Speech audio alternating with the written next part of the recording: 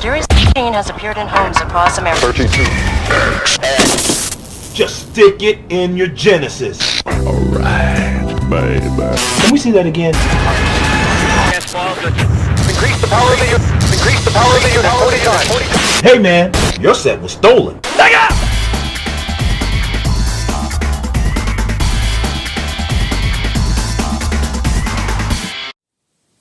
Hello everyone, and welcome back to the Ultimate Sega Genesis review here on Player One Start. This is actually the third series that I've been doing on this console.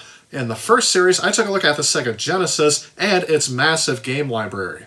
In the second series, I took a look just at the Sega CD and the library that it offers as well.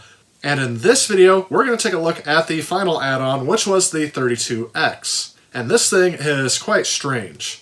But before I forget to say so, if this is your first time here or you just haven't done so yet, please remember to click on that subscribe button and the bell icon to be notified when I make future posts. But anyway, diving right in, Sega in the mid-90s was really trying to emphasize their philosophy that they were the best in terms of technology and on the cutting edge of games and game hardware. Unfortunately, this led to a couple of poorly thought out decisions that looked great on paper, but didn't really pan out well in reality. And unfortunately, I think that's going to be a recurring theme for this add-on, as of course today it is remembered as one of Sega's greatest follies. But I'm actually going to take a look at it from its technical specs first and on the game library before we start talking about the mistakes and the failure of this add-on, and then we're going to try to make a determination to see if it's actually worth collecting today or if it's something that can be easily passed over and should be forgotten. So to understand why something like this would even exist, let's go ahead and take a look at the history and development behind this add-on.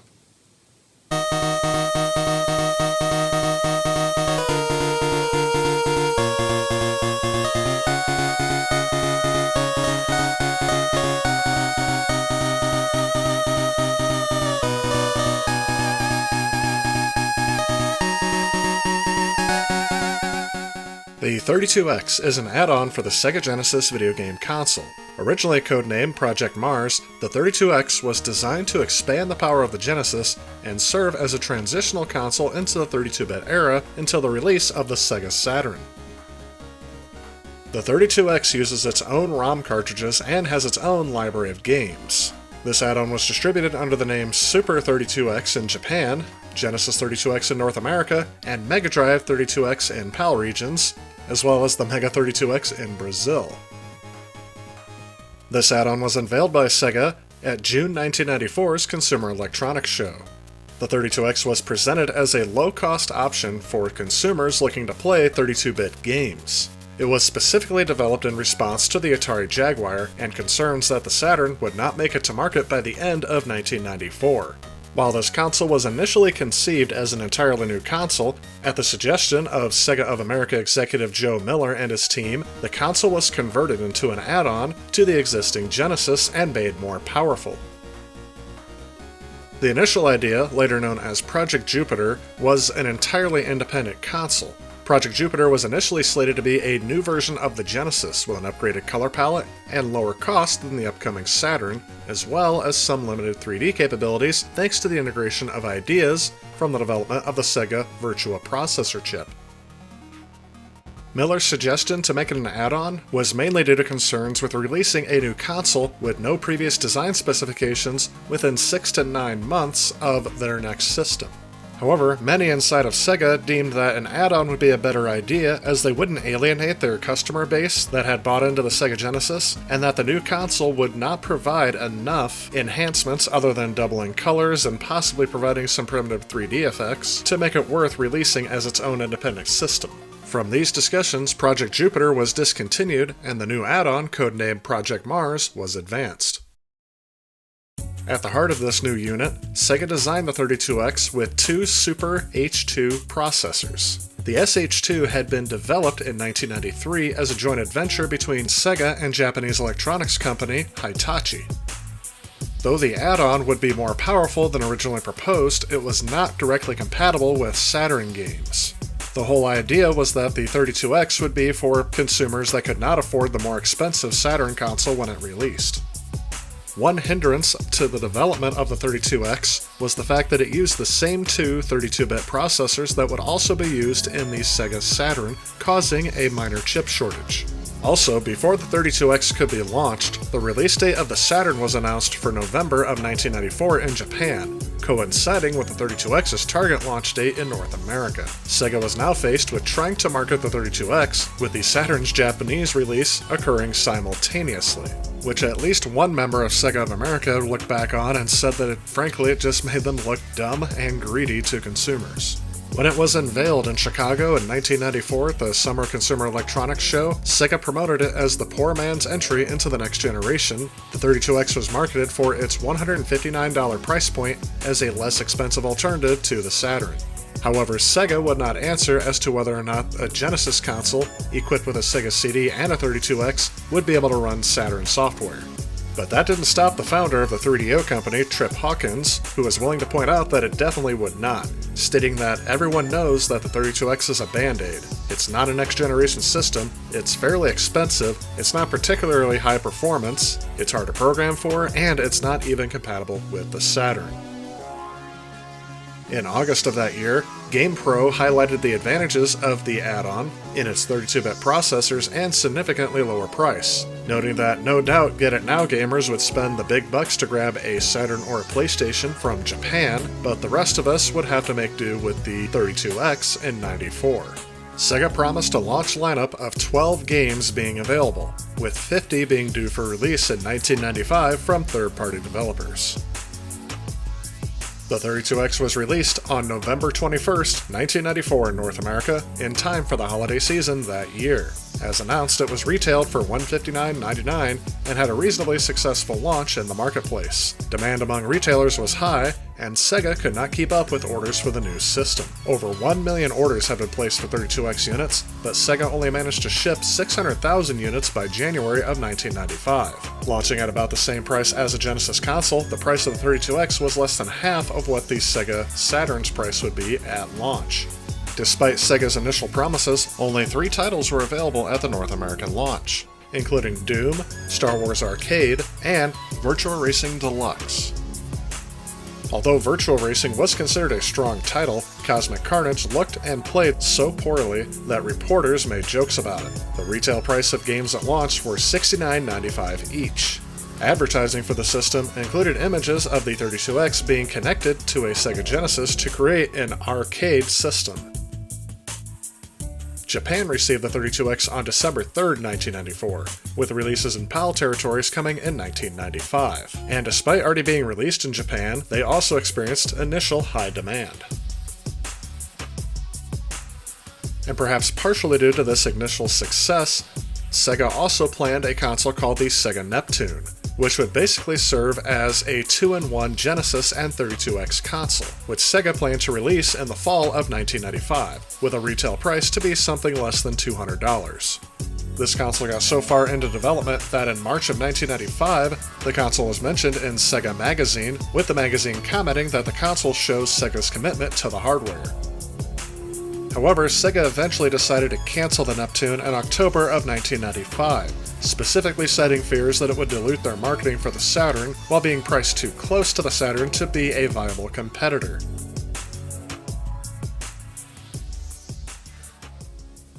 So to kind of sum this up, it's almost like Sega had the right idea at the wrong time. Releasing an add-on that would extend the life of their old system at the same time they're launching a new system that's supposed to replace that old system wasn't really a well-thought-out concept in reality. And the debate on whether or not this should have been its own standalone console as was planned instead of an add-on is something that is endlessly debated to this day. But as for the enhancements this actually provides to the Sega Genesis, we'll have to take a look at the hardware for that.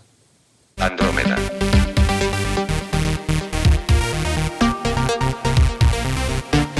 It's almost hard to believe that it was almost 3 years ago, but earlier on my channel I have already done a disassembly as I had to restore this add-on to get it fully functional again. If you'd like to see that video, there should be a link appearing on the screen. If not, it should be in the description below. But anyway, the add-on is actually pretty easy to take apart. All you have to do is get rid of the top cover and the metal shield, and then you have access to some of the internals. For what this add-on provides to the system, it's actually pretty simplistic in its design. First off, the two ribbon cables here actually wrap around to the processors on the other side of the board. I'm assuming they made this a double-sided board because they wanted to make the form factor small enough to fit on top of the Sega Genesis. For the first few years that I had this add-on, I had it hooked up to my Sega Model 1, as it is natively designed to fit the contour of the top of the Model 1 Sega Genesis. Though since then, I have actually gotten it hooked up to my Sega Model 2. It does require some different cables, and I had to 3D print the spacer bracket so it would be more stable on top of the Model 2. Again, there's a link to that video in the description. I like the overall aesthetic better, and it does seem to work better with my Model 2, as I believe my Model 1 had some issues. And yes, when you have all three of them hooked up like this, you do need a power strip that can accommodate all three power supplies. I believe this has already been covered in greater detail through other reviews and YouTube channels, so I'm just going to leave that comment here. Although if you have some extra money laying around in your bank account, you could buy the Sega branded power strip that was built to be large enough to accommodate all three power supplies and hook them up to one outlet. These are a bit rare today and hence a bit pricey, so my setup will work just fine for me. To get the 32X hooked up with your Sega CD is not a small task. The Sega Genesis video output must input into your Sega 32X, and because the Model 1 and the Model 2 use different power connectors, you have to have the right cable based on the model of your Genesis. The final video and sound output will be through the 32X, and it does not require any sort of audio mixing from the Sega CD, at least with my Sega CD Model 2. And if you fail to get something hooked up correctly, usually you'll be able to tell when the games start because things will be missing, such as sprites that would be normally rendered on the 32X, or backgrounds that would normally be rendered on the Sega Genesis. The power button on the Sega Genesis does turn everything on. However, for some reason, I actually have a problem with my 32X shutting off when I turn off the rest of the console, so I also click off the power strip when I'm done. I do turn the power strip back on so that the save battery in the Sega CD will not go dead. However, this setup can be a bit more simplified by just using a Sega CD-X and the 32X together, although there are some problems that can arise with that, such as the disc tray for me not opening all the way for me to get discs out.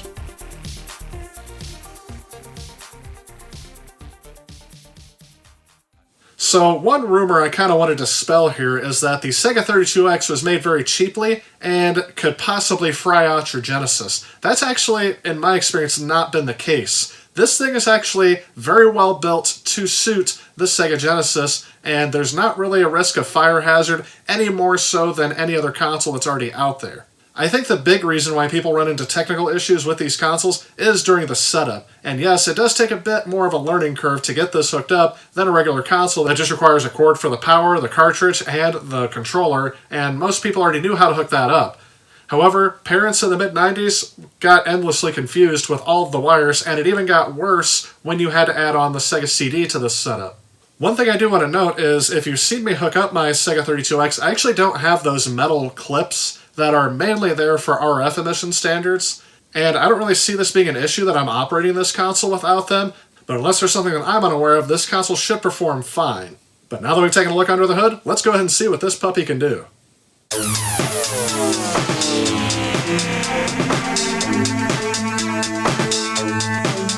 But anyway, diving into the hardware, the Sega 32X uses two Hitachi SH2 32-bit RISC processors, with a clock speed of about 23 MHz, which Sega claimed would allow the system to work 40 times faster than a standalone Sega Genesis.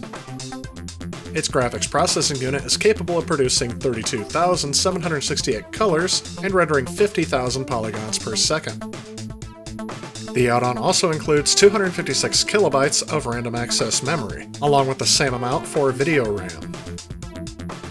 The 32X outputs a composite video signal and stereo audio, or you can also hook up the Genesis RF modulator. How graphics work on the 32X is a bit hard to explain, as even for veteran programmers it was a monumental task to program for, because not only do you have the two processors in the 32X, but you also potentially have the processors that are in the Sega Genesis, and even one more in the Sega CD if you went with all three add-ons. However, in most cases, the Sega 32X would be used for either rendering polygons or sprites. As stated before, when using texture mapping, the 32X was capable of rendering around 50,000 polygons a second, which can be increased if you just used flat shading to a theoretical limit of 160,000 polygons a second, but that would require both CPUs to be dedicated to graphics, with a more realistic maximum being around 80,000 polygons a second, again using flat shading. If using all of the advanced features such as texture mapping and Gouraud shading, the 32X could realistically get 20,000 polygons a second, with one CPU dedicated to graphics and the other running game code. The Sega Genesis, and in very rare cases the Sega CD as well, could be used for overlay graphics, such as the HUD elements including your time and score, or they can be used for the background. The 32X also had its own dedicated sound chip, which could produce stereo pulse wave modulation.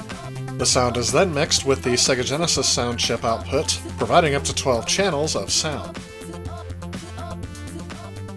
When looking for examples of the best graphics and sound on this add-on, I'm very limited by the games that were actually released for it. I'm sure if this add-on had lived a full life, that games at the end of the system would look better than games at the beginning of the system. Unfortunately, we only have games from the beginning of the system's life, so I can only show you just some of the early games, and I'm actually going to show you a couple of 3D examples and a couple of 2D examples, and I'm not going to try to separate out sound versus graphics, so I'm going to show them as a complete presentation.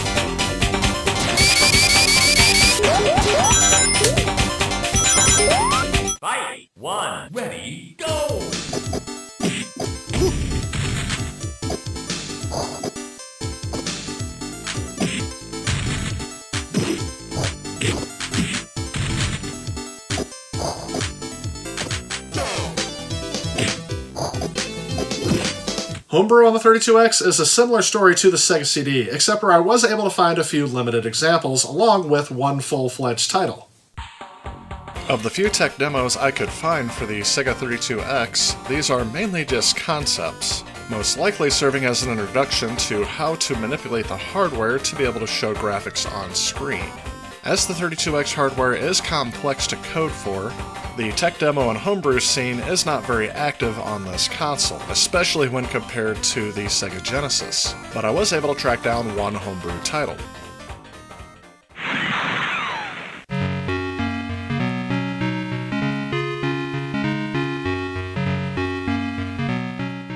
Rick Dangerous was originally a platform game developed by Core Design for the Amiga, Atari ST, C64, and a variety of other systems, released and published in 1989.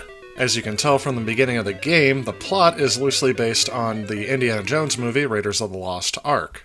And X-Rick is an exact clone of Rick Dangerous. This game was cracked and then reverse engineered from the original IBM PC and Atari ST versions of the game, and then ported to the C programming language. As the source code for this game is now available for public online, that is most likely how they compiled this version for the 32X. And I think it runs very well on this system, although I'm not very good at this game, so I didn't get very far.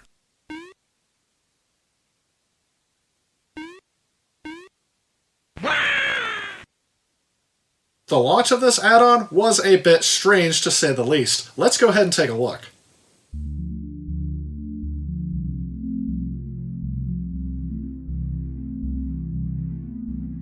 The launch of the Sega 32X is not very well documented today.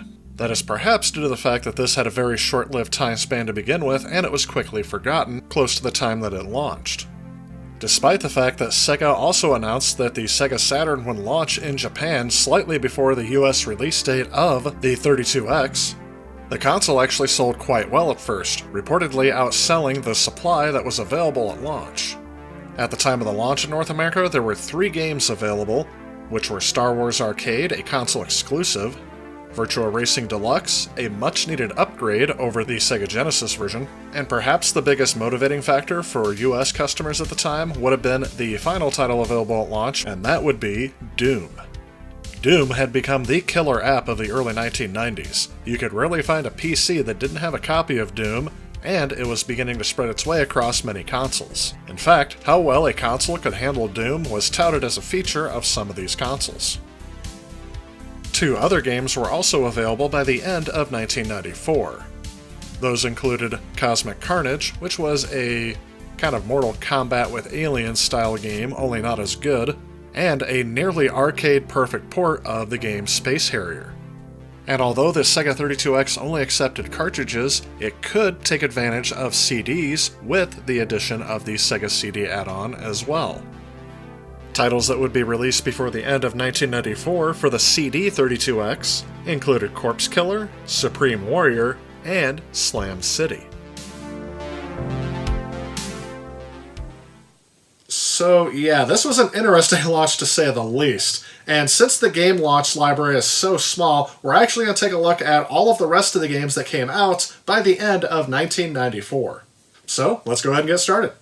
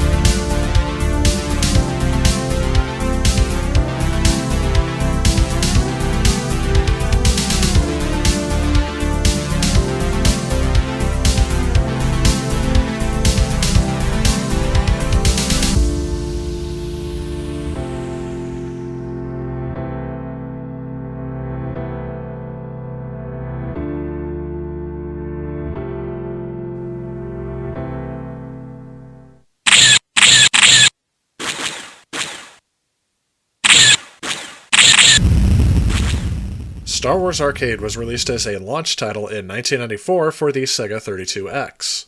Its gameplay is very similar to that of Atari's 1983 Star Wars game. Players pilot an X-Wing or a Y-Wing in first or third-person perspectives and battle Imperial forces. Electronic Gaming Monthly scored this game at about 6.25 out of 10. The reviews cited excellent graphics but repetitive gameplay and complained about the limited movement.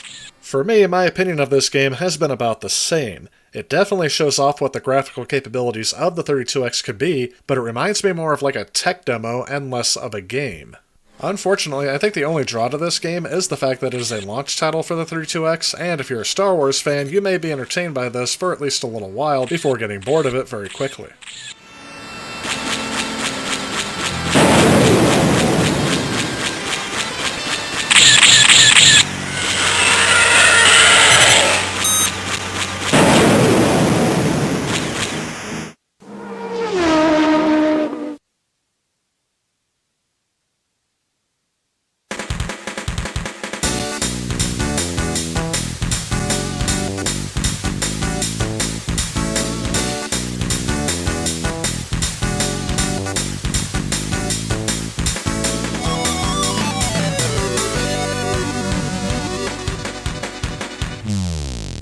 Virtua Racing! Virtua Racing, or VR for short, is a Formula One racing arcade game that was originally developed by Sega AM2 and released in arcades in 1992. This game was initially a proof-of-concept application for trying out a new 3D graphics platform that was under development called the Model 1. This version on the 32X was also developed by Sega AM2 and published by Sega under the Sega Sports label. It performed much more closely to the original arcade game than its Sega Genesis counterpart. It includes 2 additional cars and 2 additional tracks over the original arcade version and Sega Genesis version. Though not the first 3D racing game ever made, Virtua Racing had vastly improved visuals in terms of polygon count, frame rate, and overall scene complexity, and displayed multiple camera angles and 3D non-human playable characters, which all contributed to a greater sense of immersion over Namco's Winning Run, released in 1988, and Atari's Hard Drivin', released in 1989. Add in the arcade addicting style of gameplay that Sega mastered in the early 90s, and you're left with a very solid title that performs well on the 32X, has a great soundtrack and appealing graphics even to this day, despite the dated look. I would say if you're looking for an introduction to this accessory, this is a solid title to start with. Being an arcade racer, rather than a racing simulator, I think that helps out the gameplay of this game very well, and will appeal to a wide variety of audiences, not just racing fans.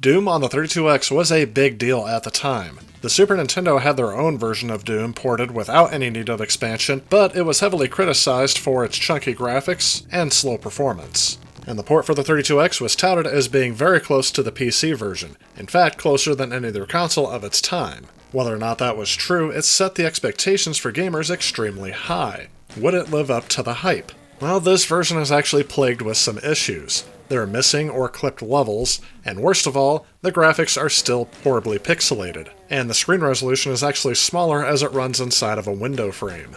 Instead of being able to use the directional keys on a keyboard, you're stuck with the D-pad, and it does make everything feel a bit floaty as you're moving around. I think the end-all for me is the soundtrack uses pretty much the stock Genesis chip, and it does not do the musical score justice in any way, shape, or form. Overall, it is not unplayable, but given that there are easier and better ways to play this game, I would say this one is a hard pass.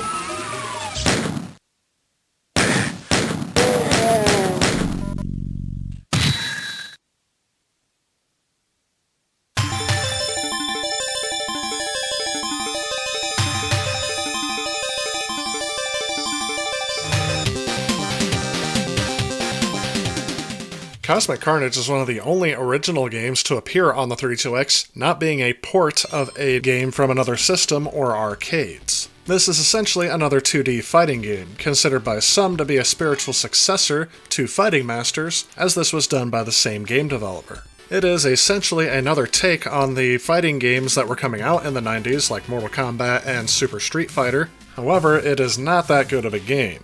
Producers of the game said that the game was rushed to completion to get it out in time for the Sega 32X's launch, with former Sega of America executive producer Michael Latham stating that when the game showed up, they didn't even want to ship it.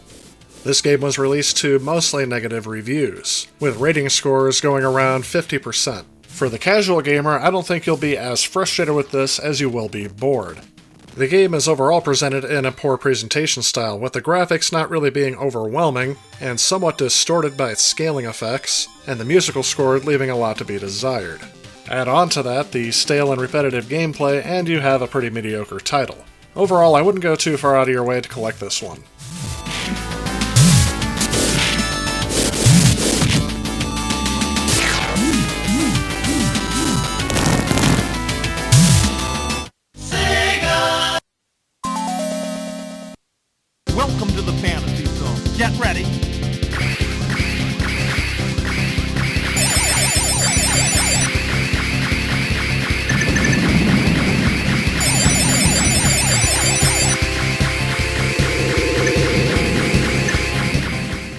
Alright, so I've talked about Space Harrier before in the Ultimate Sega Genesis review, as well as the Ultimate Sega Master System review. The only thing I can say about this game is that I am truly and utterly impressed at this port. This is the first example on home hardware that Sega put out an almost arcade-perfect port of this game.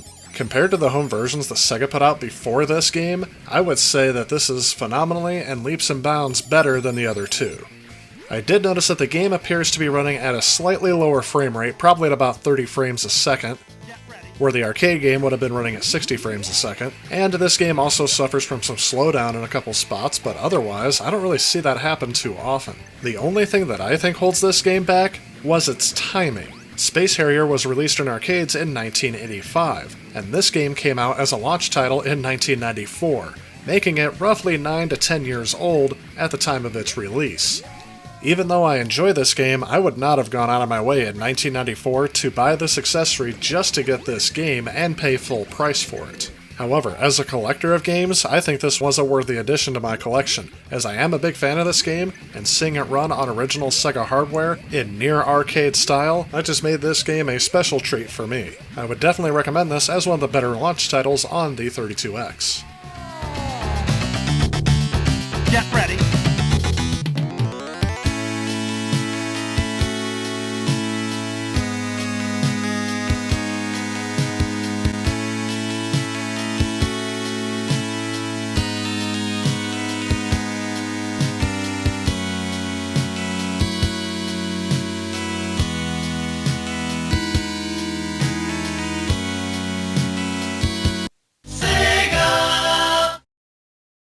So overall, here at the start, we don't really have an impressive launch lineup. However, in this instance, Sega also remembered their fanbase on the Sega CD. This would allow game developers to take advantage of the large storage space on CDs, as well as use all of the graphical enhancements of the 32X. Let's take a look at a few of those games as well that were released close to launch.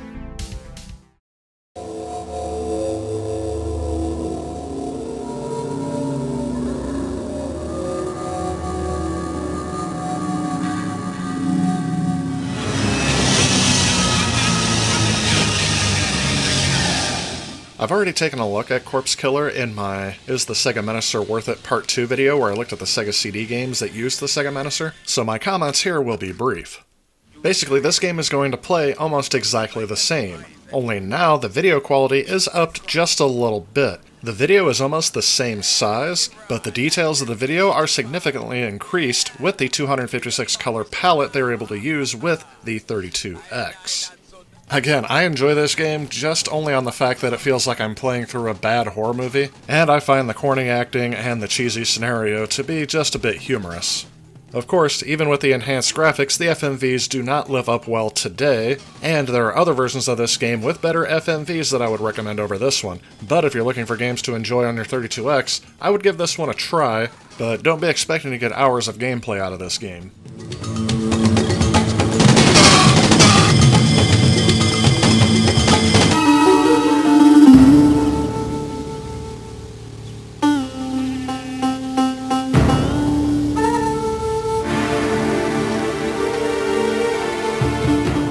Again, I've already covered Supreme Warrior in the Ultimate Sega CD review, so again, I will just note that the only difference between this version and the version for the Sega CD by itself is just the enhanced video quality. Again, I'm not really a big fan of this title as it is just a huge reflex challenge and can be easily mastered by memorizing all the videos.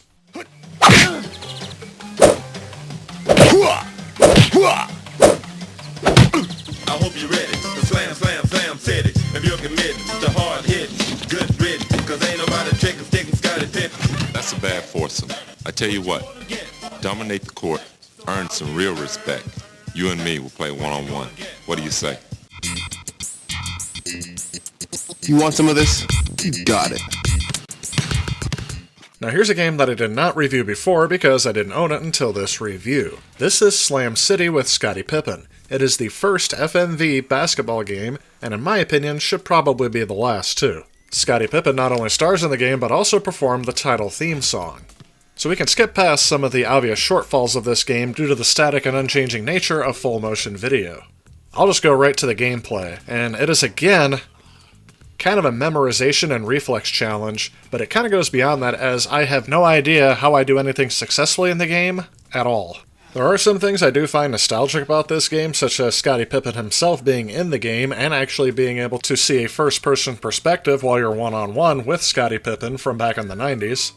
But the gameplay of this game just ruins it for me. I don't find it fun or entertaining whatsoever, and like a lot of full-motion video games, I actually enjoy watching the videos of the game rather than actually playing them. And this opinion is not just limited to me. There were several game critics at the time that gave the game a bad review, citing that the controls were very inaccurate, or that they were lagging in some way.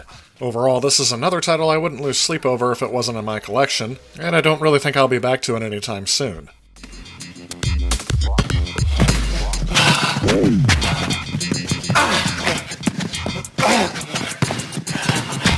So what are my thoughts on the launch and the launch library of the Sega 32X? Well, the only thing I can say for sure is that Sega had an okay launch. And that's not really something you really want when you're trying to launch the latest and greatest. You want a lot of excitement, and you really need a lot of games to hook people in that are very good.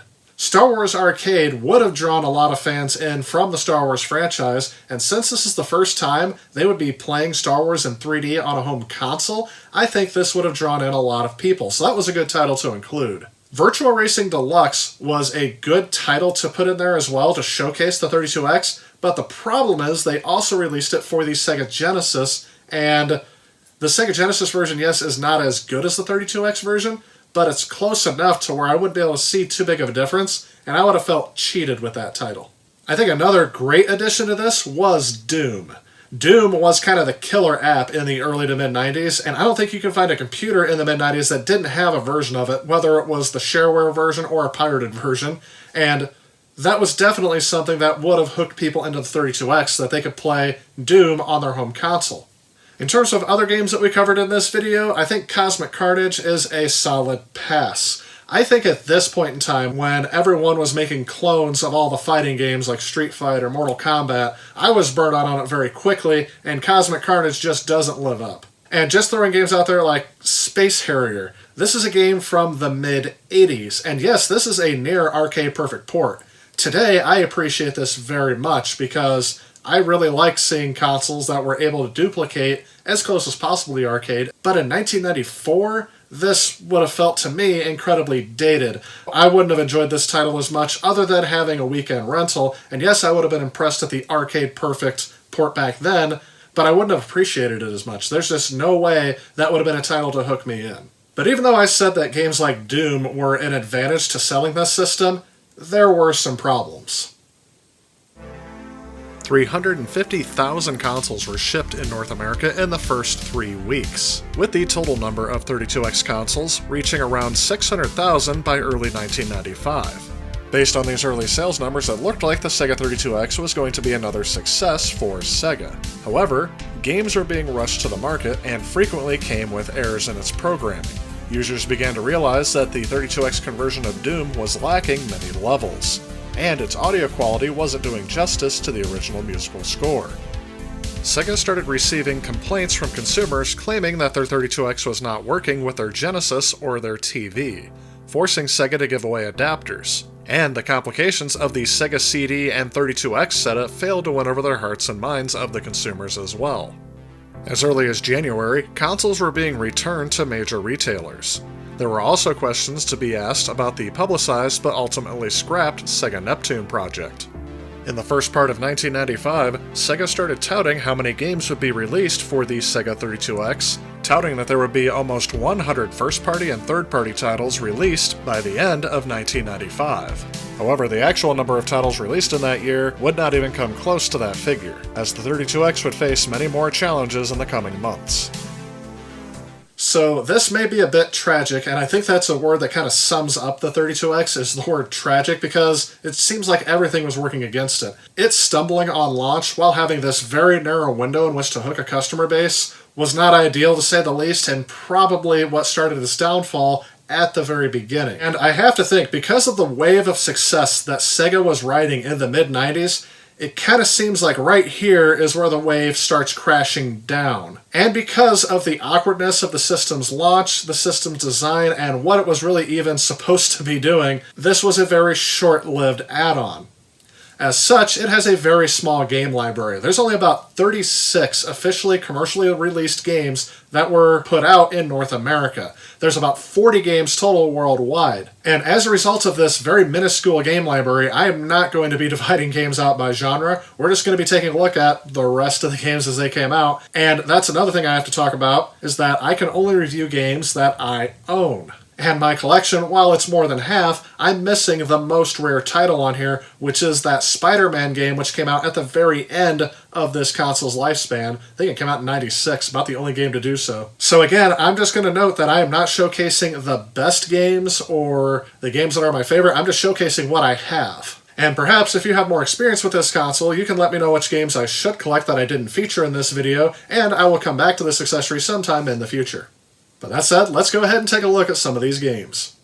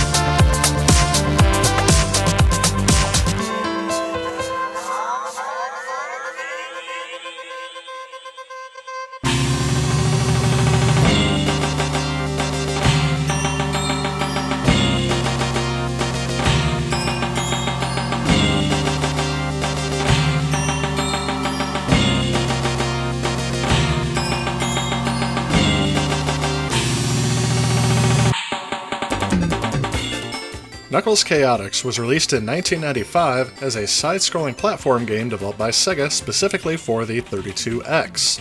It is a spin-off from the Sonic the Hedgehog series. It features Knuckles the Echidna and 4 other characters known as the Chaotix, who must prevent Dr. Robotnik and Metal Sonic from obtaining 6 magic rings and conquering a mysterious island. The gameplay starts out very similar to other Sonic games. Players complete levels while collecting rings and defeating enemies. However, this game introduces something known as a partner system, where the player is connected to another via a tether. And the tether kind of behaves like a rubber band and must be used to maneuver the characters throughout the different levels. And for me, that is the biggest sore point of this title. This mechanic, while some may view it as innovative, I view it as a game-breaking feature. Whenever I build up any sort of momentum, it always breaks down, and every time I come across puzzles where you need to have one character stand somewhere and the other one stand somewhere else, that is always a challenge to get them in the right spot, and it takes forever. But for me, the only saving grace of this title is the bonus stages. It is very much a shame that not more of the game was like this. I could see perhaps throwing in some 3D style levels on top of the 2D and giving some different perspective to each level. But considering that at the time they were planning Sonic's first 3D outing to be on the 32X and later shifted to the Saturn, I can see why they didn't include more levels like this. In the end, this is the only Sonic title that was released for the 32X, so your options are limited.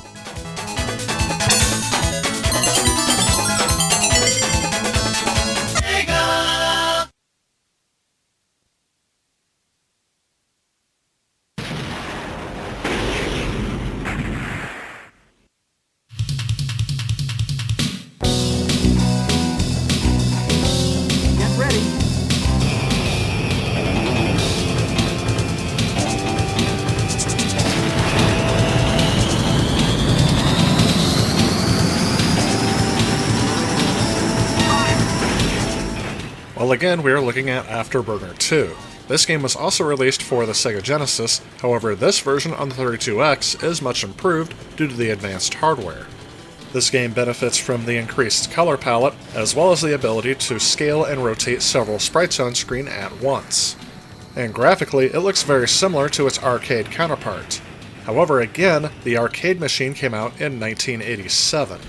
I'm not sure how many people would have been looking for a home port of this game in 1995, especially when they were looking for the latest and greatest in technology. I think the biggest problem with this game is that it is trying to simulate a 3D effect at a time when gamers would have been expecting a real rendered 3D environment.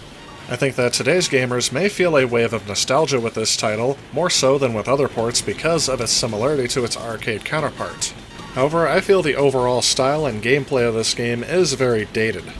For me, personally, I feel that the difficulty is a bit high and a bit unfair, much like arcade action games were in the mid-80s. And while that would gobble up quarters in the arcade, it just makes me rage quit at home. I would recommend playing this game only in short bursts.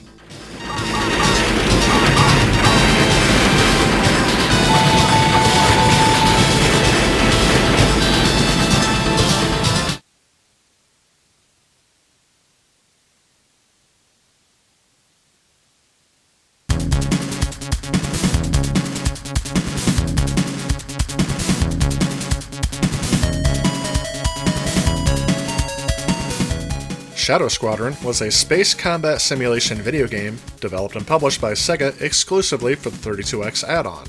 It first hit store shelves in April of 1995 in Japan, and the following month in North America. In this game, the player assumes the role of a recently promoted flight officer, from the titular squadron taking control of one of the 2 Feather space fighter crafts in an attempt to defend Outpost 51 by overthrowing the invading alien fleet across multiple sectors and destroying their sun-powered laser cannon. This game was met with mostly mixed reception from critics since its release, where some praised its visual aspects such as the 3D flat-shaded polygon visuals, as well as the solid gameplay and controls, and others were criticizing its lackluster presentation and sound design. Overall, I did enjoy my experience with this game, but I did agree with the lackluster presentation. I really do like the open-world style of gameplay where you can go after any of the enemy crafts that you want, and feel that this is a slight upgrade over Star Wars Arcade. If I had to grade this title, I would put it somewhere around a B- or C+.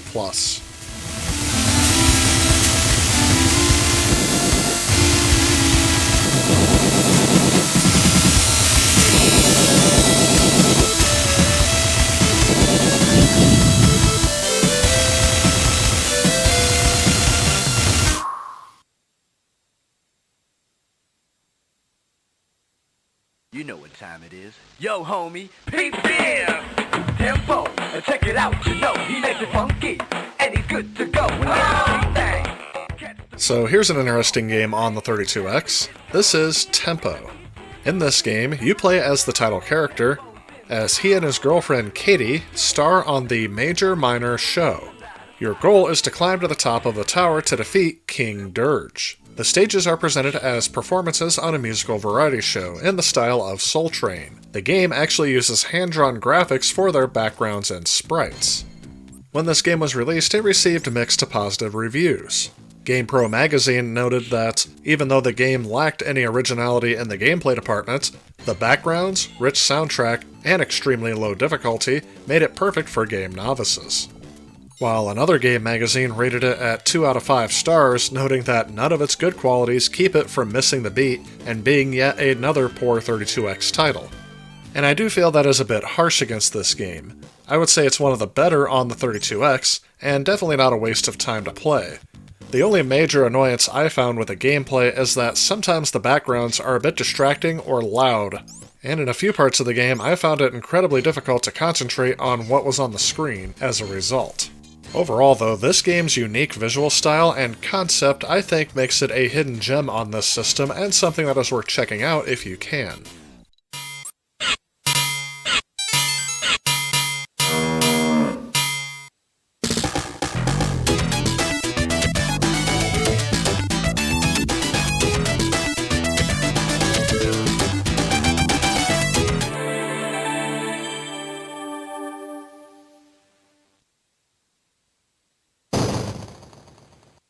Virtua Fighter is a fighting game that was originally created for the Sega Model 1 arcade platform by AM2, a development group within Sega, headed by Yu Suzuki. It hit arcades in 1993, and it was the first arcade fighting game to feature fully rendered 3D polygon graphics.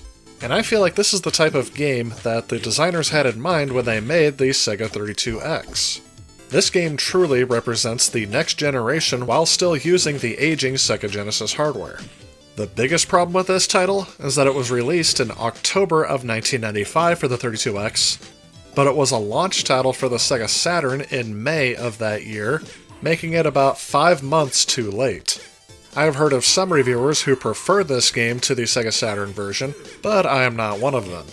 Granted, it's not a totally broken experience, but I think most of what drives me away from this game is that, being one of the earliest 3D games, it certainly looks like it, and I think it plays like it. I would much rather play Virtua Fighter Remix or one of its later ports.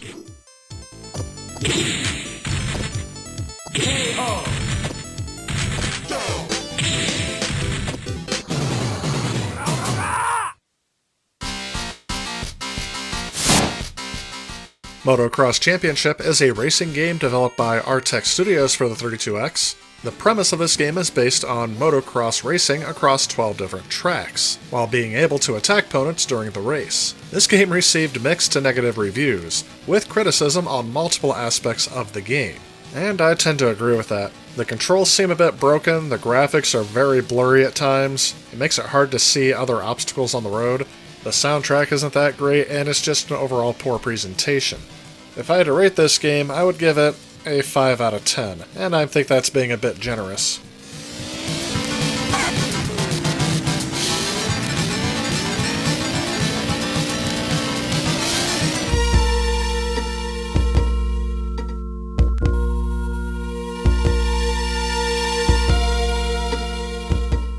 Now here's another strange game. This is Colibri. This is a shooting game created exclusively for the 32X. In this game, you play as a hummingbird, navigating throughout stages and trying to learn how you're supposed to progress through the game. The game offers numerous power-ups for the player's Colibri. Each one follows different patterns. Some are spread shots, and others will home in on an enemy. This game features a good number of puzzles which grow increasingly difficult with each level. Again, this game received mixed to positive reviews. Electronic Gaming Monthly praised the game's visuals and originality, but highly criticized how the game restarts the player in a highly vulnerable position each time you die.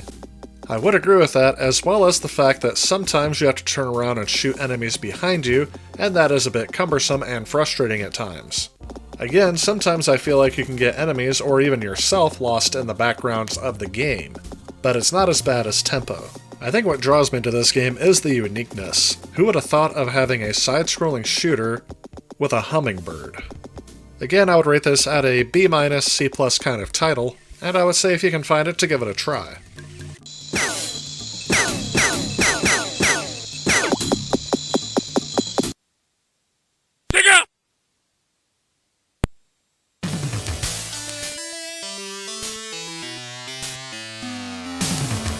It is 5 years after the establishment of the World Federation. Yet strife and civil war are still on the rise. Now, here's something I didn't think I would see on this console. This is a fully 3D first-person shooter. Metalhead is a bit unique on this system as it does have fully texture-mapped polygons. But as you can see in the game's presentation, there were some trade-offs on performance. And although the box art in North America states this is 1 or 2 players, Sega has confirmed that this was actually an error and that it is only single player. This game's levels are broken down into missions, though most missions are to destroy all of the enemies in that particular area, using the mech's various projectile weapons.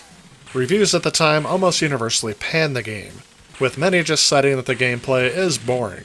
However, others did attack the graphics and sound, calling the digitized talking heads laughable, and complaining at the raspy quality of the audio. Others said that it looked good, but is hindered by weak explosions and slow gameplay, with the player normally facing only one enemy at a time, but nevertheless deeming it decent. And I would say that's about where my opinion falls on this game. I'm definitely not going to recommend it as one of the best games on the platform, but it is unique enough on this system to make me recommend it to people who want to try it out and see for themselves what these early mech shooting games would have been like on the 32X.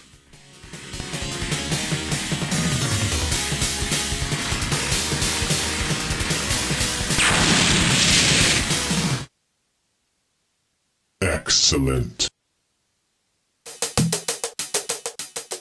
T-Mech was originally released in arcades in 1994. The premise of this game is basically an updated version of Battlezone, however the arcade version added in network play similar to Doom. And that made this game very attractive in the arcades. However, since the 32X did not have any sort of network capability, the appeal was basically removed. Add into that the severely watered down graphics and overall poor presentation in my opinion, and I didn't find this game very fun. I would think that playing this 2-player would make the game a lot better, but again, the graphics and sound being what they are not going to appeal to a wide variety of people.